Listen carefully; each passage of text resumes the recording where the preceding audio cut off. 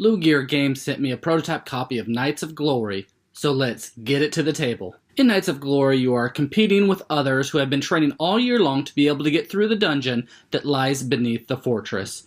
Whoever is worthy during the journey will earn the rank among the king's elite. The game takes on an adventure theme and using bluffing, deduction, memory, voting, and pressure luck as its mechanics, and the game is for 2 to 5 players and takes about 15 to 45 minutes to play. What you see here is the dungeon that players need to get through. Each tier includes 2 cards, but the game includes 12 different cards for each tier. So these cards are randomized each and every game that you play. These cards will show what tier level they belong to in the middle, how many dice that are required to be rolled when passing through, listed on the right, and a weapon indicator that is listed on the left. Each player will have a pawn placed on the start card, 2 voting cards, and 5 weapon cards to start in their hand at the beginning of the game. The weapon cards includes bombs, keys, shields, swords, torches, jesters, and wilds. The first player will take the rook and begins with the action phase. On your turn, you must decide to perform one of the 3 actions: advance, pass, or discard.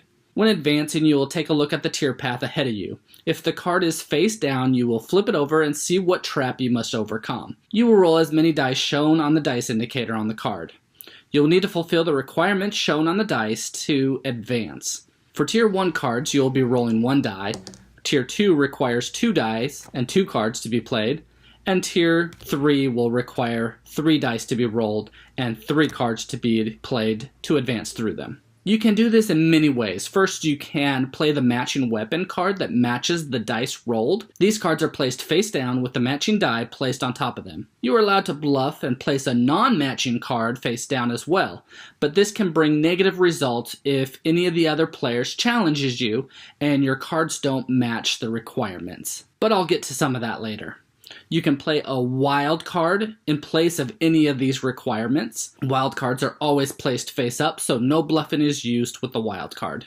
The jester can be used and placed face down like a bluff. If no players disagree with you while playing the jester, then you will flip it over and show all players that it was a jester, and you will gain a cog token. If there is any one single player that disagrees with you, then you are caught and you won't get the cog token, and you will move back 1 space like normal. If you have a cog token, you can place it down and fulfill a requirement of a die, but these tend to be more valuable on high tier levels. Lastly, you can use the weapon substitution on the card.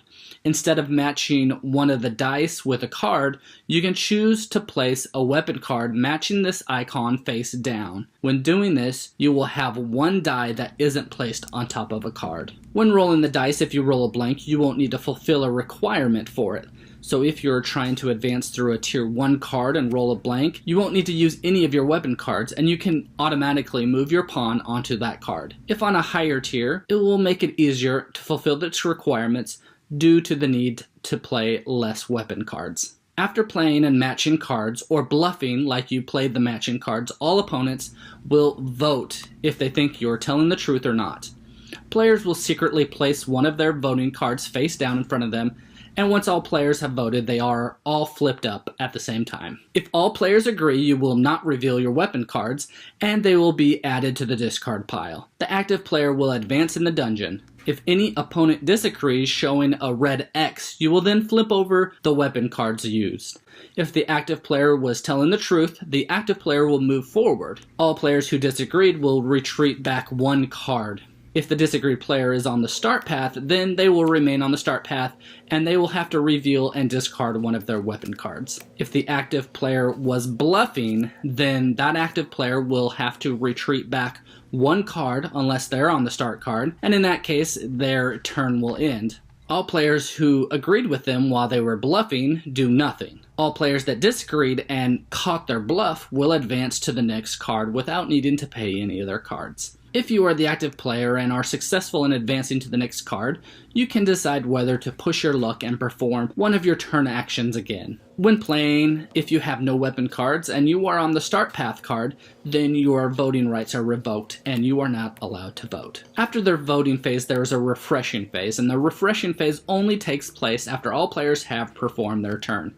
The player who is in last place will become the first player, and will take the rook token. If a tie is for last place, then the player who is the farthest to the right of the former first player will become the new first player.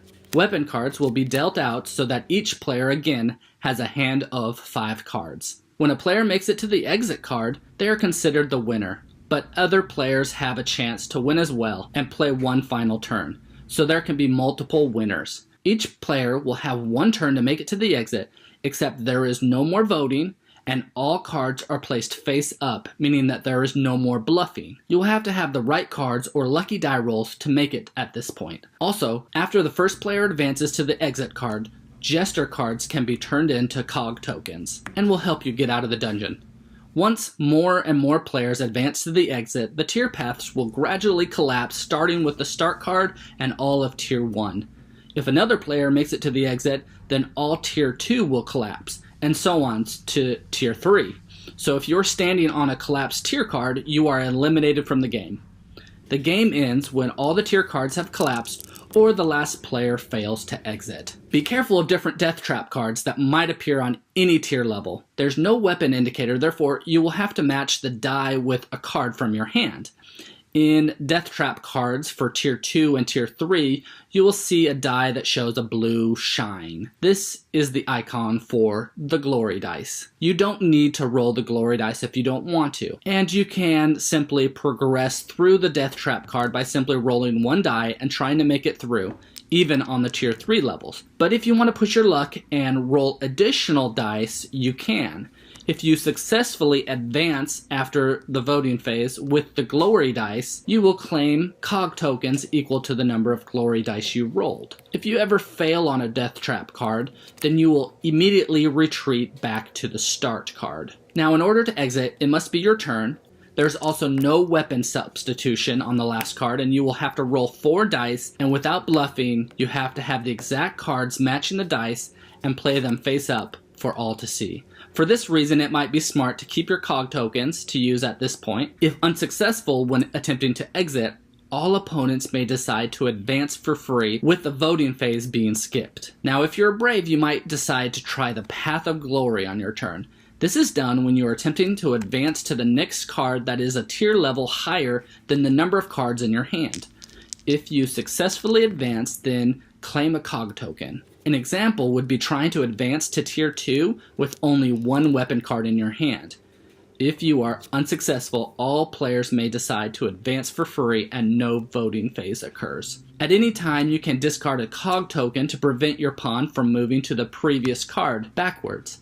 This is called the Path of Redemption. You cannot perform the Path of Redemption when failing a death trap card. This game is unique because players can leave the game temporarily while all the other players continue to play. And when a player returns, they will just continue where they were.